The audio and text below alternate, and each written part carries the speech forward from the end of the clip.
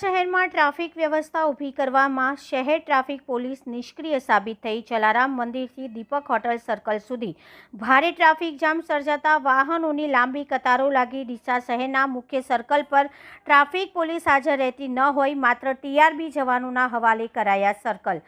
જિલ્લા પોલીસ વડા ડીસાની મુલાકાતે હોવા છતાં હાઈવે પર ભારે ટ્રાફિક જામ સર્જાતા વાહન ચાલકો અને રાહદારીઓ ભારે મુશ્કેલીમાં મુકાયા। Reporter Bharat Thakkar, DT news live 24 Deesa, Banaskantha.